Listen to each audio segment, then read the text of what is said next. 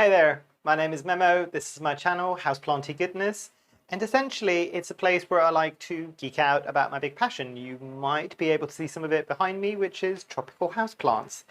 Now, today's topic that I want to talk about is something a bit different, and I know I've kind of mentioned about different ways of propagation. I don't think I've ever touched on a method that I've been trying recently. It's not a thing new, it's not anything groundbreaking. I know other people have tried this as well, but I thought what I might do is talk to you about my experiences propagating direct from a node cutting into Lechuza Pon with a water reservoir. And I know that this is kind of a slight riff on propagating in perlite. It's very, very similar. If anything, I find that actually propagating straight into Lechuza Pon, especially if that's where you're intending the plant to live in permanently, is much faster, generally speaking. Maybe not for all plants, and I will tell you the plants that I have tried it with and tell you about things that I've learnt along the way. Like, let me pick up one of the plants that I can show you that's done exceptionally well, going straight from a cutting into Lechuza Pon with a water reservoir, and that is the Philodendron Burley Marks Varigata. And you can see it's doing really well. Some of the newest leaves have started to come through. One thing I have noticed about this, and it was exactly the same in Pon, is until this gets established, it's got great arrow roots. At least the big mother plant that I have here, the arrow roots are almost the same length as the plant.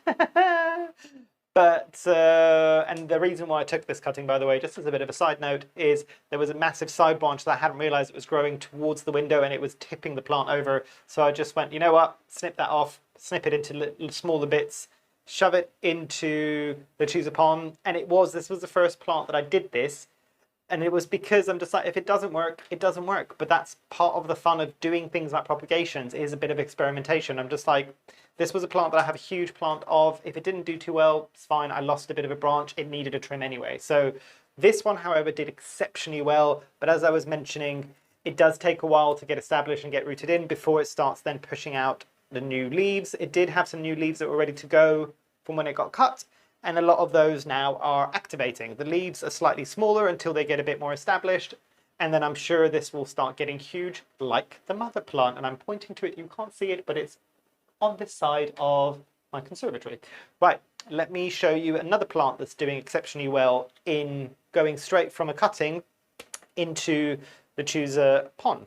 So this one might not be a surprise for most people, mainly because this is a plant that will generally propagate easily enough anyway, but that would be a Syngonium. This specifically is an elbow Syngonium, which at the moment I think I've got probably about 100 different propagations, like cuttings of this all over the place, and it started from one plant, and I then propagated it into other plants, and they're growing fast now, so I have to keep chopping them back and shoving them into Lechuza Pon. And you might be able to see, if I bring this in a bit closer, hopefully that was getting picked up, you might be able to see some of the roots in there.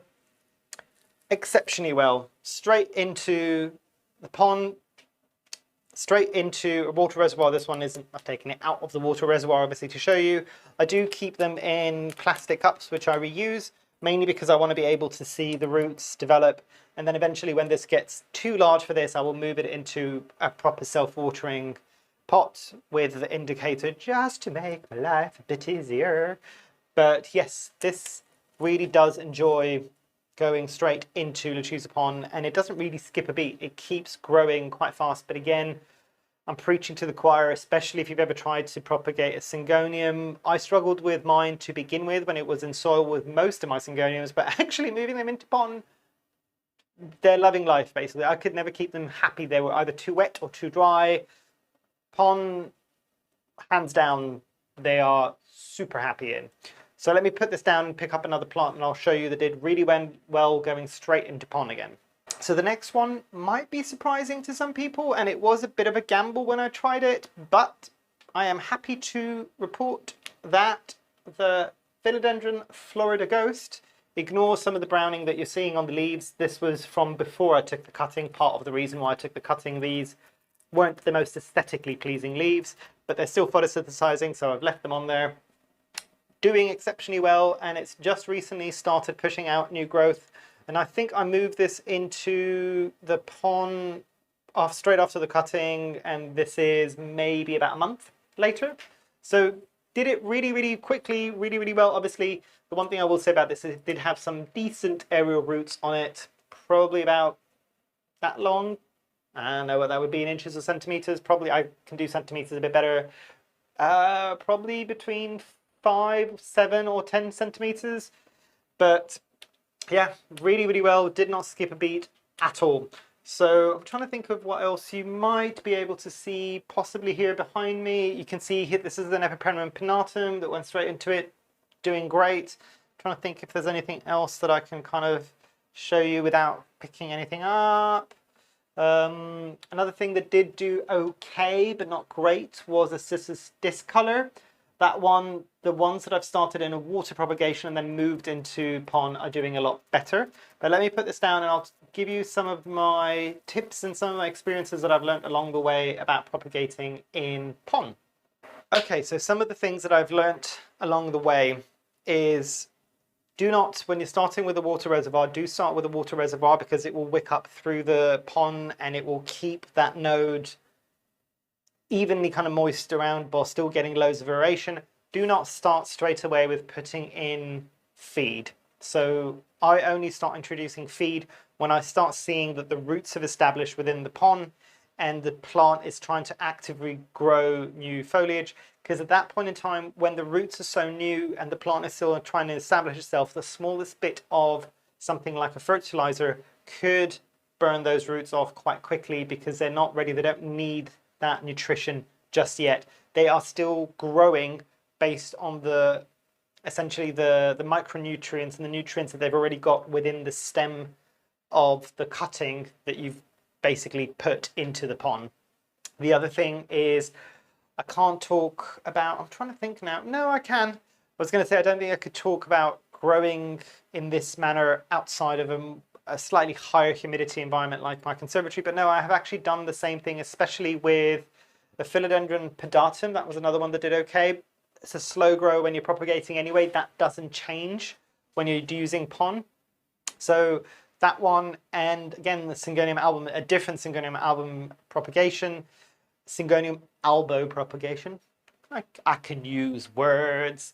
That was actually put into pon, into a self-watering container in a household humidity almost directly above a radiator as well. So it really wasn't getting great humidity, and that was placed in a south-facing window. Granted, it's very sheltered by other plants, but that did as well. It did really well as well. So it doesn't really skip much of a beat. Now, the one thing I will say is if you want to give your cutting the best chance of surviving, I would say get ones that have got even a tiny bit of aerial roots on there. That will give it a bit of a kickstart.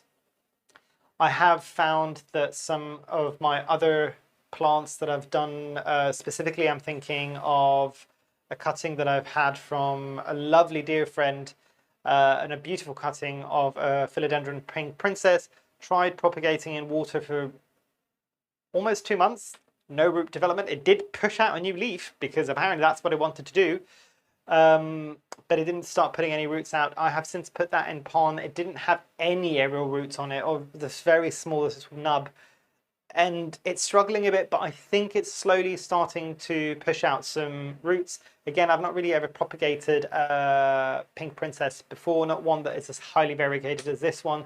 So this might be normal. I don't know. The other thing that I will say is I've also put water propagations. So it's easy to move. It's easier to move from a water propagation rather than a soil propagation into pon, because essentially it's a riff on water roots that work within pon. So I've even done some Begonia. So Begonia amphioxus that I had that was rooting in water, I have since moved it in pon, and it's doing really, really well. I think that's everything I wanted to say. If you guys have got any questions, comments, do drop them down below. I know this was a bit of a waffly video, but hopefully that's given you a few tips. And maybe if you're thinking about doing something like going straight from a cutting into pon, these are the ones that have worked well for me. I'm sure things that propagate easily anywhere else will probably propagate really easily in pon as well. So for instance, if you're cutting a pothos and you're putting it in there, guess what's going to happen? It's going to root relatively easily. But yeah, I think that's everything. Hopefully you've enjoyed. Hopefully I shall see you here soon, and I truly hope you have a great rest of your day. Thanks. Bye.